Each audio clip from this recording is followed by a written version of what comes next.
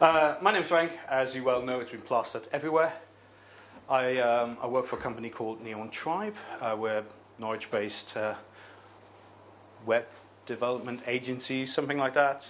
You've heard some of my colleagues talk before, perhaps, at NordFCon, talk about apocrypha and agile heresies, or paper prototyping, that sort of stuff. And you're hearing me talk right now and you think that sounds a bit dodgy. Not what I'm saying, also what I'm saying. The way I say it, I've got a strange accent, so I just thought I'd nip that right in the bud and say, yes, I am Asgardian. I come from a long line of Asgardian web developers. Asgardian history is well steeped in web. Yeah, I don't think I can string that one out anymore. Anyway, it's traditional to do some sort of app as an example app for what you're talking about. I normally talk about like a to-do app, so I thought I'd do a not to-do app. I will be using this as an example later on, not later on, throughout the whole thing. And here's what it might look like later on. What not to do at presentation. Don't read every bullet point from your slide. You can call me up later how many of these I violate myself, so we'll see. So tooling in JavaScript JavaScript seriously started a few years ago. And then at some point someone had a need for something that wasn't being filled by the tools that were out at the moment, so he decided to make Node. And when we talk about tools in JavaScript, NodeJS is really what we're talking about. It's JavaScript on the server. It wasn't even supposed to be JavaScript. It was originally created by this chap, Ryan Dahl. Don't know why I made an animated GIF, just felt like it's got that power move going on, that's great. He needed a server of sorts that would handle lots of connections and sit idly for however long, and just be able to take a connection and go, I'm going to stick that on the heap, next, what's next? Essentially, when you compare that with Apache, the moment you open your connection, that connection is taken, that resource is taken, that amount of memory is taken, and until you release that, it's just going to accumulate. And it works differently. He built this platform, and it wasn't interested in JavaScript. He just didn't want to write a new thing.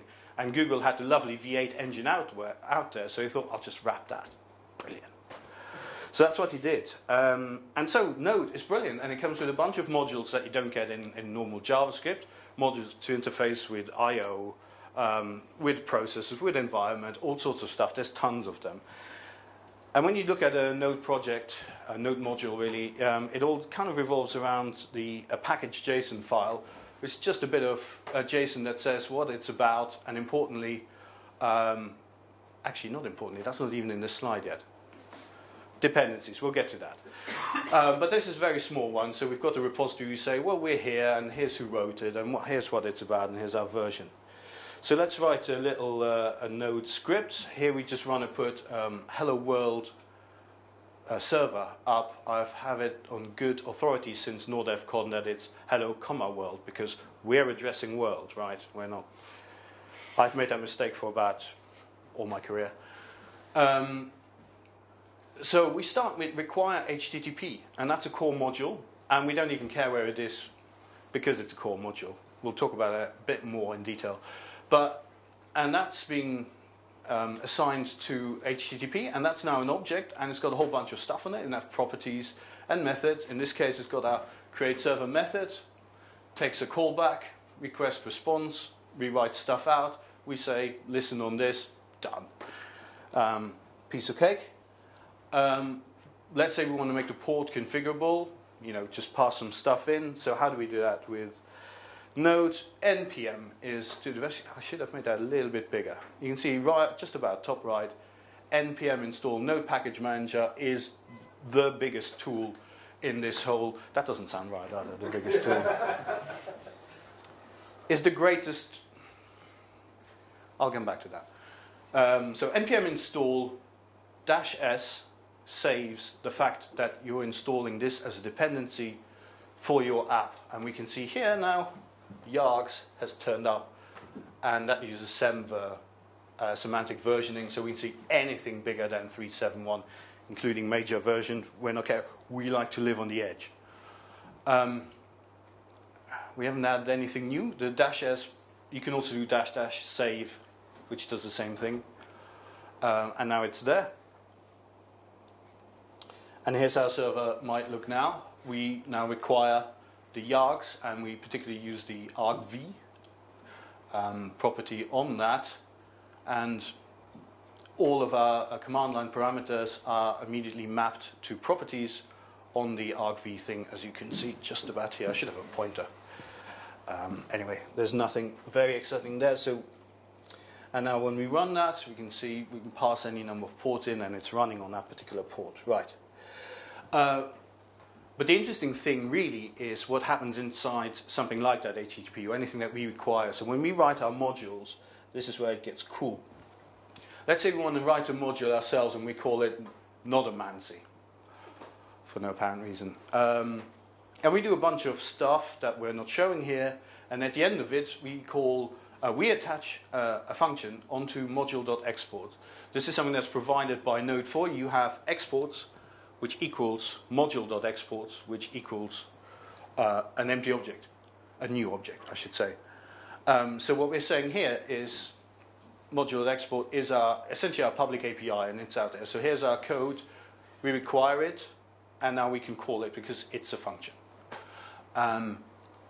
Here we have a relative path, sort of relative, but we saw earlier with HTTP and Yargs, we didn't call that because Node has a strategy for working out where the paths are from.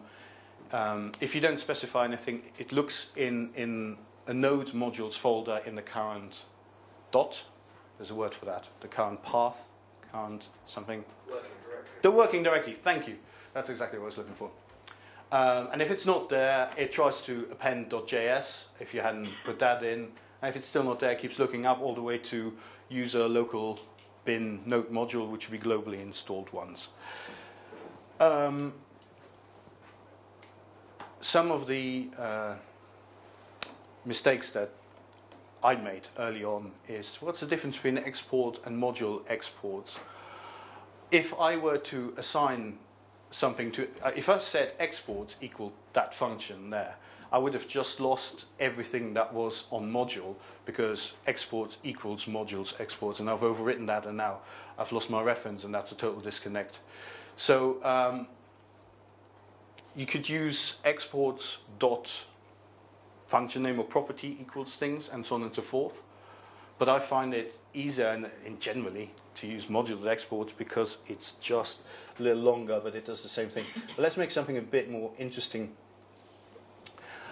So we create a spell, it's a function, and because JavaScript is a prototypical language, we modify its prototype. Yay! Just me. Use a cast function. Oh, here's a cool thing. Console.info. You guys all are aware of the dev console, right? And you can log to the dev console. Anyone not familiar with the dev console, as in has never heard of, thinking, what the hell is that guy talking about? Good. So console.info is like sprintf, and we can see our %s's, and we can place them without as strings. You can do all sorts of stuff. It's cool.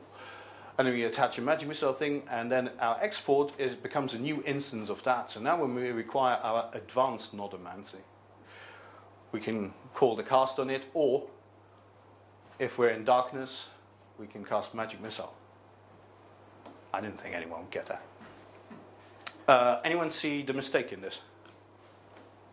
Anyone else see the mistake in this? I saw a mistake two pages back. Just one? Missed a comma in your hello world. No way! Anyway, darkness hasn't been defined, so I can't just check it. So I'll be checking against the global. What is this? Anyway, so let's go back to our app. We're building the not to do app, and let's look at the old way of doing this. You know, you might do the usual download, extract it, reference it, and everything is cool.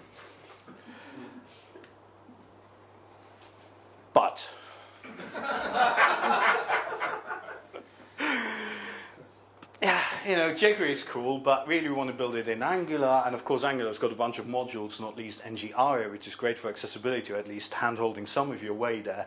But you still want that one package that jQuery UI has, etc., etc. And before you know it, you know, your script references all sorts of stuff like that, and frankly, then maintaining and updating it becomes a nightmare. And that's where the JavaScript tooling then came in. So we have NPM, which is great, but let's build some tools to really manage and quick start a new app development. And so some intelligent chaps have put a thing together. I would say it feels like a long time ago now, but it's only a few years ago. It's called Yeoman, and Yeoman is a strategy. It's a package, but it consists of three main elements. So you have Yo, which is, these are all NPM, they're node modules, so they're command line tools that you'd use, and you'd install this with npm install Yo, grunt, and bower. So Yo is a scaffolding tool. You can take a bunch of generators, like say I want to write a bootstrap-based app because I don't care about semantic HTML, and I want giant CSS libraries, even though I'm only outputting that one Photoshop file that's really in that.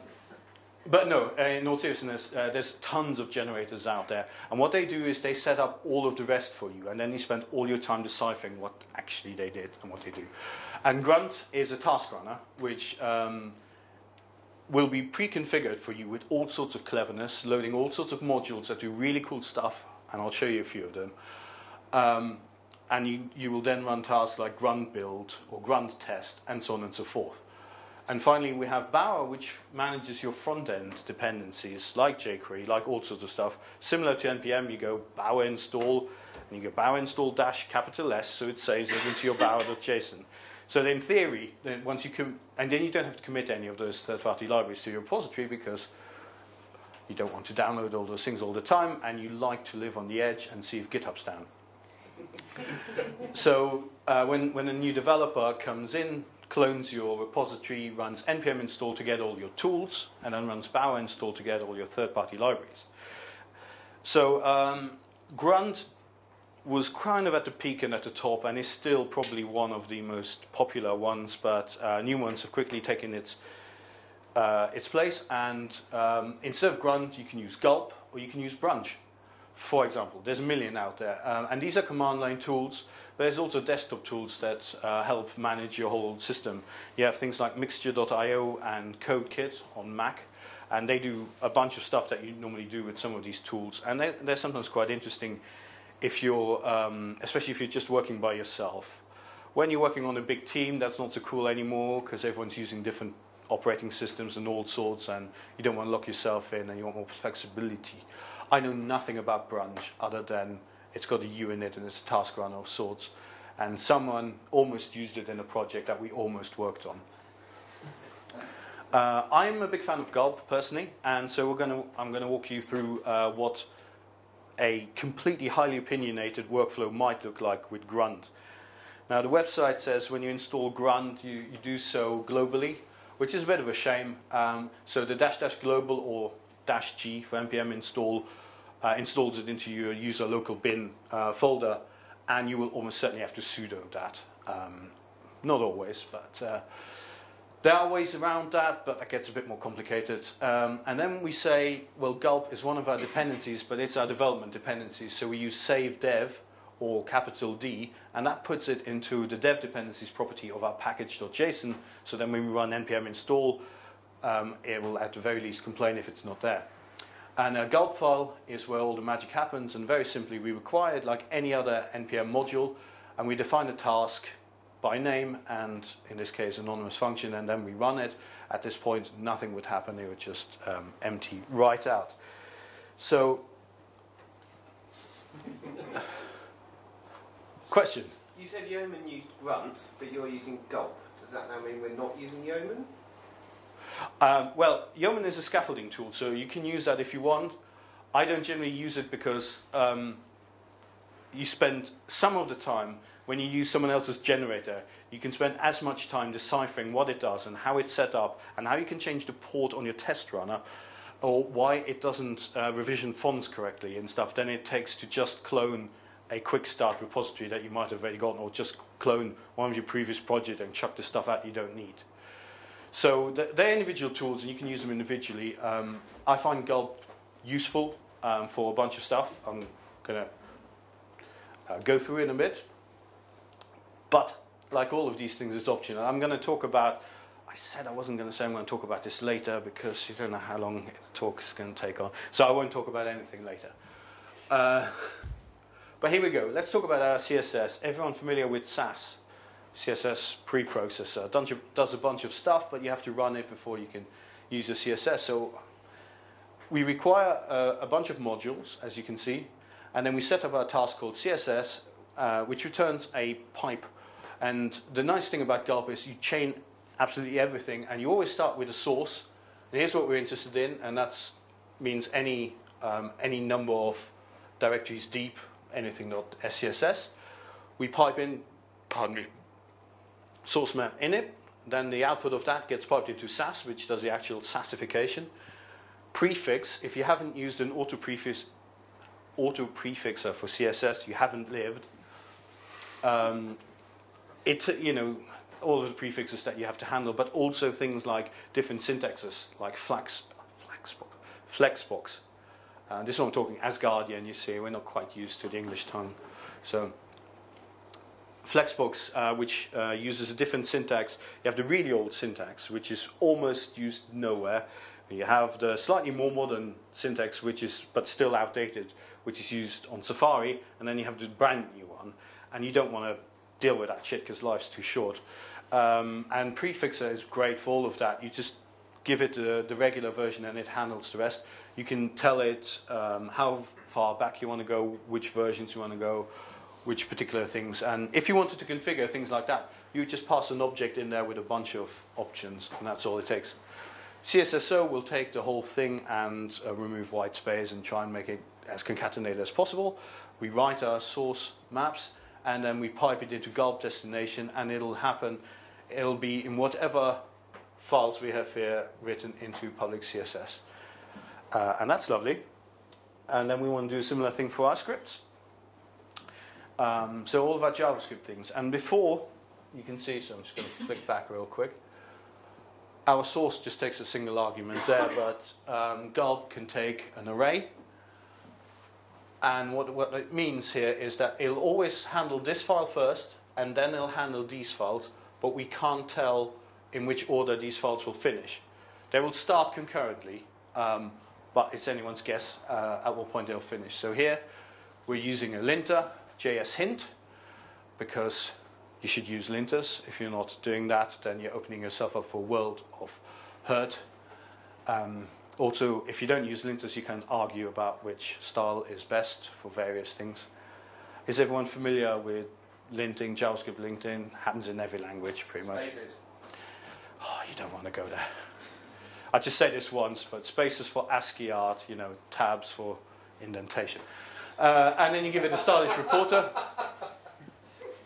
I'm with Frank on this one.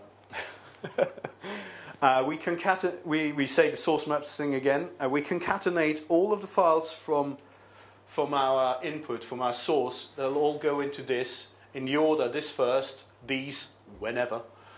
We uglify it, which is a minification process, and we source map right and put them into the destinations.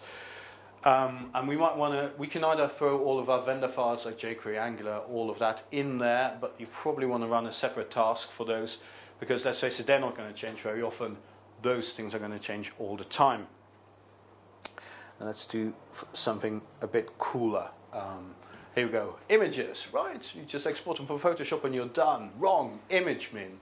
Takes your JPEGs, takes your PNGs, and crunches them down losslessly, as lossless as it goes with JPEG at any rate, losslessly down to their most efficient versions, and it does it incredibly well. I'll show you an example here. Well, to be fair, you don't have to, and these are just some of the things you might do. There's absolutely no limit to the amount of cool shit you can do in your task runners. If you use SVGs, you can minify your SVGs, so that gets a little bit trickier in there. Anyone work with SVGs much? So your minification programs will remove redundant groupings.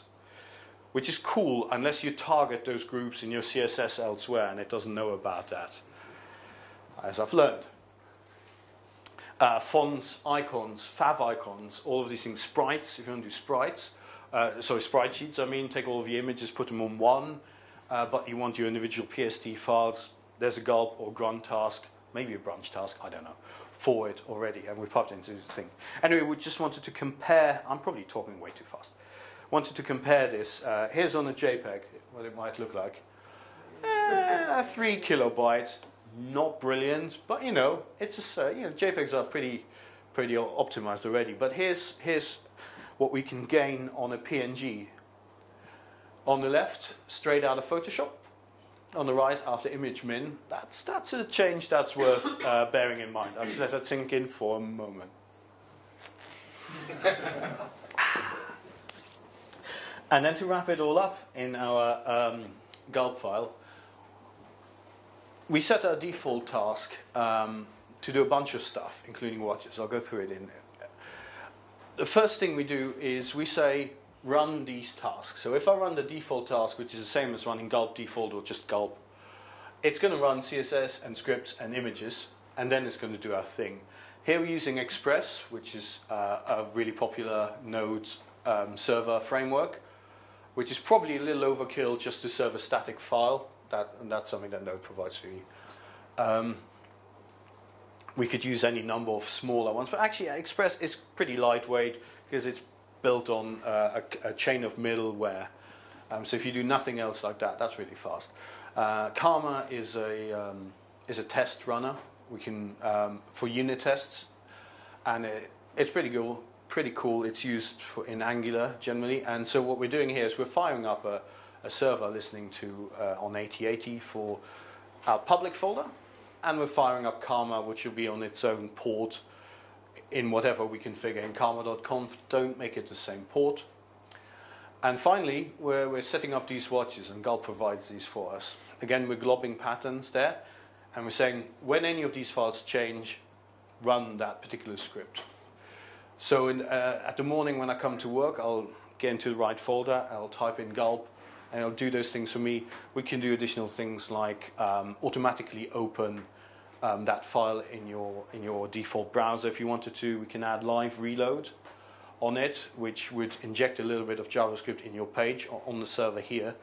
And whenever your watch changes, it would automatically reload that. I find that a bit annoying sometimes, especially if I carefully kept my page in a state where I just want to change the server on the end and not the front end, and then it reloads everything and I have to input everything back again. Let's see. Many additional ways we could augment this would be versioning. So you could set whatever your production server might be, you could give it really aggressive caching, saying cache these files forever. But then you have to make sure that when you roll out a new version, you have to put some sort of cache buster in it. And there's a variety of tools, many of them built in to default stacks output by generators from Grunt that will take all your files and add like random strings into the file names of them and this and that. And sometimes it doesn't get it right. If you're deep inside an import, inside a SAS file, inside an import of another CSS file, it won't get them, and you spend a long time debugging and you wonder, why is it not working? And that's very simple, but that's one flow you might have with a gulp file. Any questions so far? Brilliant. But we can look at something very, very different. That was gulp. I like gulp, but there's many different ways of going. I wish they'd sort of looped that a bit better, but yeah, whatever. Yes, we've got Bower and NPM, and we've got node modules. And I know what you're all asking. Why can't we use that cool require syntax on the front end and just put everything in there, not have to deal with Bower, a separate package manager?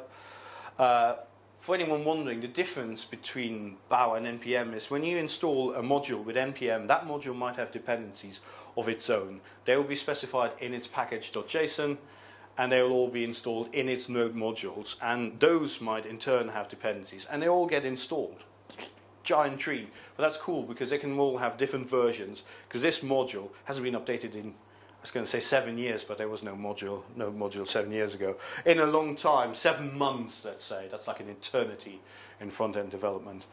And it relies on jQuery 1.7 or something like that. And that's cool, because we're running on server and they can all do their own thing. But on the front end, we can't have multiple versions of jQuery in the browser. We only have the one browser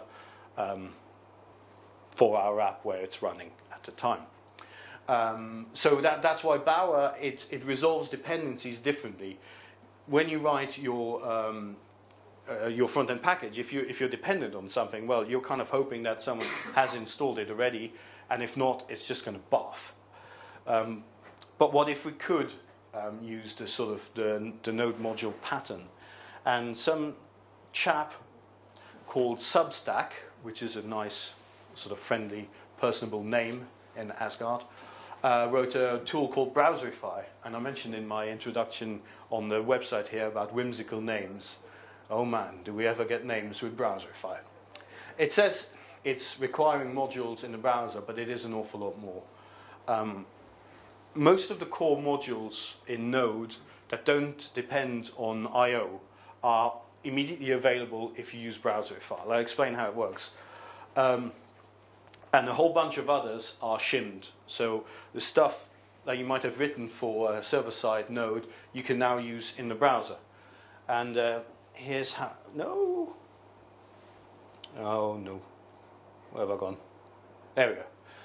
So here's how we might use Browserify. So we have the scripts property in package.json, and we can run any of these named tasks by going npm run and then the name here.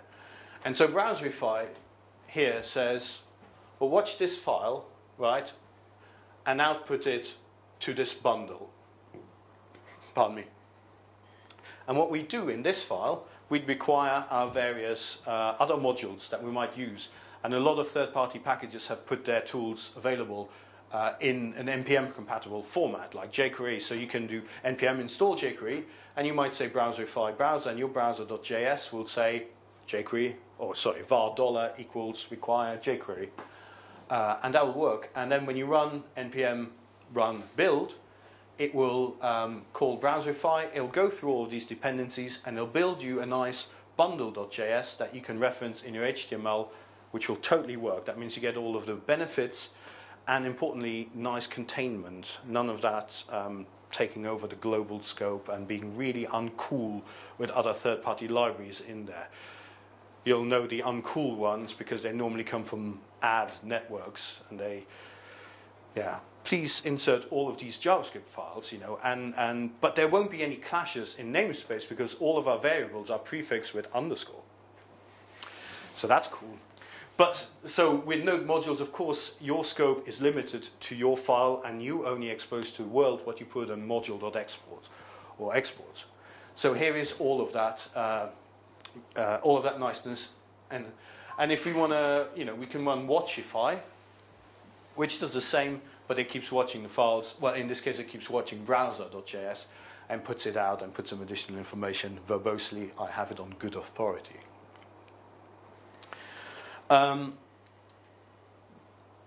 So, as I mentioned, you can use Node core modules with this, but Browserify comes with a whole bunch of other tools built in, including transforms, which is great for working with stuff like React and other cool modern, I say cool modern things like this. Yeah, I'm cool. So it would take your browser.js files and it would run them through a transform, which would take React classes and compile them into their DOM function equivalent before outputting it to bundle.js.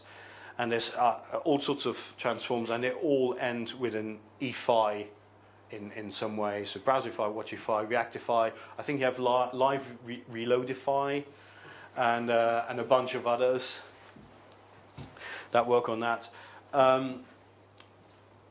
Watchify has an API as well. If you want a bit more control over it, you could hook into the API in your scripts.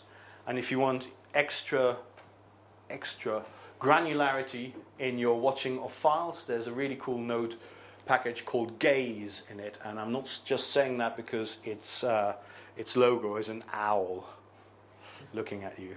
A colleague of mine at work is using it for his project, and it's got a really lovely API. It builds itself as the tool to end all watch tools, but we'll see.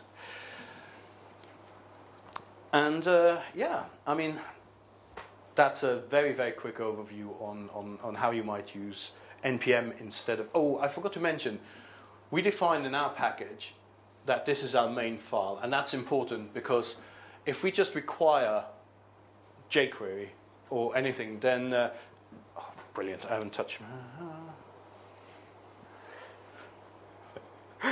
There we are, we're back. No one saw that. If I require jQuery, my jQuery repository would have any number of JavaScript files. We need to know which one is the one that we're requiring, and that's what that main file, a main property says. So if someone else were to require this not to do bundle, then it would actually load that bundle.js file and put the output of module.export of that onto whatever variable they assign the require to. Right, I wanted to finish on a few general tips, and I meant to ask around all of my work for tips. What are their favorite parts of sort of JavaScript tools, and then I forgot. So these are just mine, really quick. If you want to read a JSON file, you require it, and bam, it's a JavaScript object. That's really cool, I think. There's a node, or npm, sorry, has a bunch of shortcuts. So npm start, test, there's also stop and reload, and a couple of others are the same as saying npm run start. And that will just run the start command in your package.json scripts property. There's a lot of, it's a nice pattern to make your node module run by just saying npm start. So someone clones it, runs npm install, npm start, and off you go. And I mentioned earlier about execution of gulp task. When you have a bunch of them in a row, it fires them all off at the same time, and it doesn't know when to finish them. When we say this here, then this will finish before this is called, and that's sometimes super important. Like when, say, reading the environment variable out of your package.json or a command line argument and writing it back somewhere into your file before it's had a chance to change. But when you do that sort of stuff, you have to be careful that you don't get yourself into recursive watches. If I want my fonts to always run before the CSS task, don't watch fonts as well as CSS. Sometimes it works and it silently exits, and when you try and debug that, that's when things get really crazy. So, tools, they're brilliant. But they're there to help you streamline, simplify, and accelerate your workflow.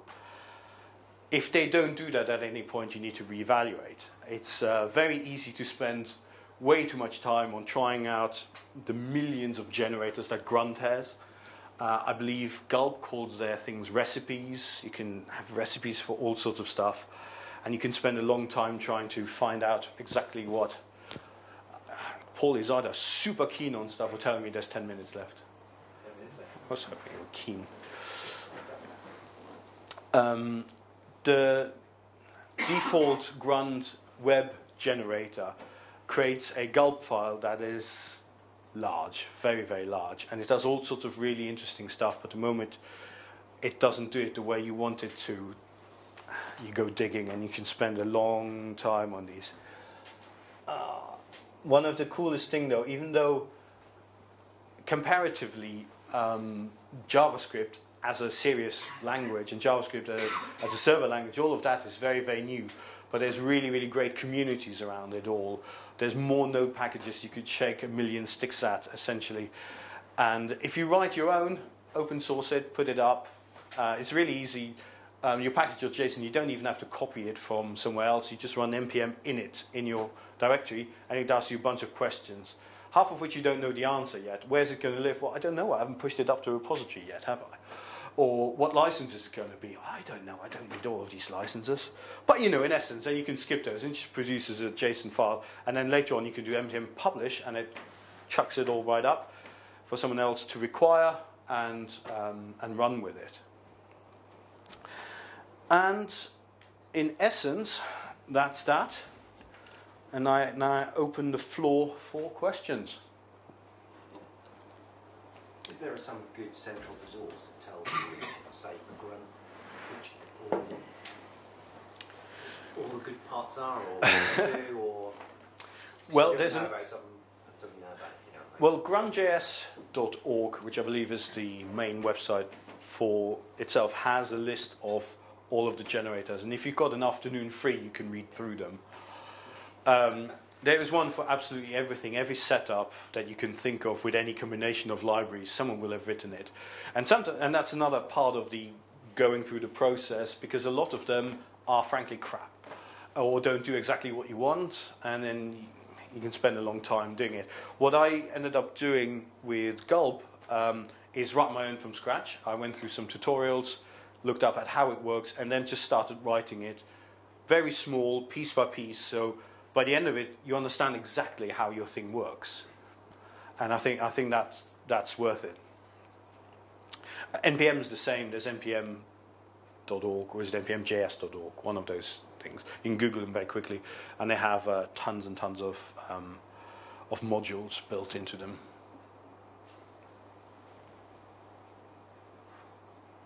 Is Bower essentially redundant then if you use Browserify with npm? If you use Browserify with npm, there's really no need for Bower. No. So is that the way everyone does it now? It's not the way everyone does it now. Browserify is like, what, almost a year and a half old or something like that? It's a bit old for front-end development, I don't know. It's very cool though, and Substack has written a lot of snippets and this and that. And it depends very much on what you're trying to do and how you feel comfortable and your team feels comfortable doing it, which in the front-end world should be whatever the latest alpha release is, really. I don't think Browserify has hit version 1 yet, so we're cool. The moment it does that, it's a thing of the past, of course. There are, I should say, there are a bunch of competitors to Browserify, none of whom I can recall by name now. Webpack. Sorry? Webpack. Okay. Any other questions? No. Right, thank you very much. Brilliant.